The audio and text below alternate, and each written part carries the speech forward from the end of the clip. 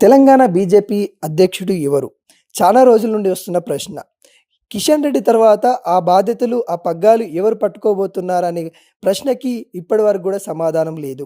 స్థానిక ఎన్నికలు రాబోతా ఉన్నాయి. మరి ఎలాంటి ప్రణాళికతోని బీజేపీకి ముందుకెళ్ళబోతా ఉంది?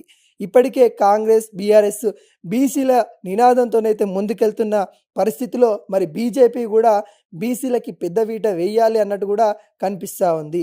దాదాపుగా బీసీనే ఒక అధ్యక్షుడిగా పదవిలో పెడదాము.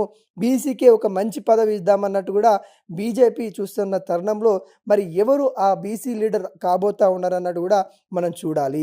బీసీలకి ఇద్దామా? లేకుంటే గతంలో పార్టీని ఒక అందుకు మెట్టెక్కించిన వ్యక్తులలో బండి సంజయ్ ఒకరు.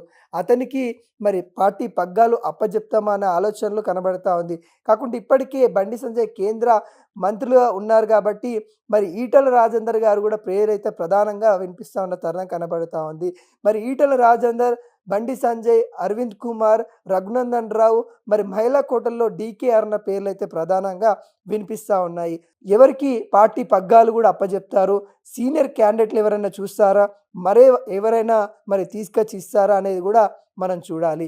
ఇప్పటికే బీసీ నినాదం తెలంగాణలో భారీ స్థాయిలో వినిపిస్తా ఉంది. దాంట్లో నేపథ్యంలోనే మరి బీజేపీ కూడా బీసీలకి పట్టం గట్టనుందా అనేది కూడా మనం ఆలోచించాలి.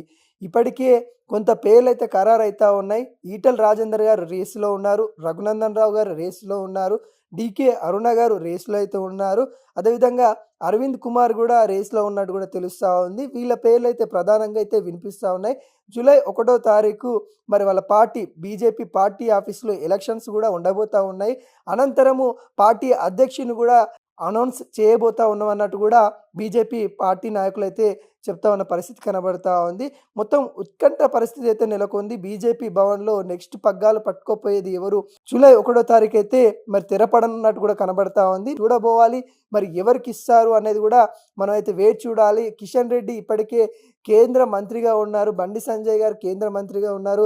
వీళ్ళిద్దరు కాదని మరో వ్యక్తికైతే ఇస్తే ఈటెల రాజేందర్ గారికి ఇవ్వాలి అన్నట్టు కూడా ప్రధానంగా వినిపిస్తా ఉంది. ఎందుకంటే మల్కాజ్గిరి అతిపెద్ద నియోజకవర్గం అని కూడా చెప్పుకోవచ్చు. భారతదేశంలోనే అతిపెద్ద పార్లమెంట్ నియోజకవర్గము. మరి అలాంటి నియోజకవర్గంలో మరి ఈటెల రాజేందర్ గారు గెలవడము, గెలిచిన తర్వాత కూడా అభివృద్ధి పనులు చేయడము, తనకు కూడా చురుగ్గా కనిపిస్తూ ఉన్నారు. అనేక కార్యక్రమాలు ఈటెల రాజేందర్ గారు నిర్వచిస్తూ ఉన్న నేపథ్యం కనబడతా ఉంది. కేసీఆర్ ఏవైతే ఆలోచనలు ఉంటాయో ఆ ఆలోచనకి సరైన సమాధానం చెప్పేది ఈటెల రాజేందర్ అనే పేరైతే వినిపిస్తూ ఉంది. కాబట్టి మరి ఈటెల రాజేందర్‌కి ప్రధానంగా ఇచ్చే అవకాశం ఉందన్నట్టు కూడా తెలుస్తా ఉంది. మరి చూడబోవాలి జూలై 1 తారీఖు ఏం జరగబోతుందో.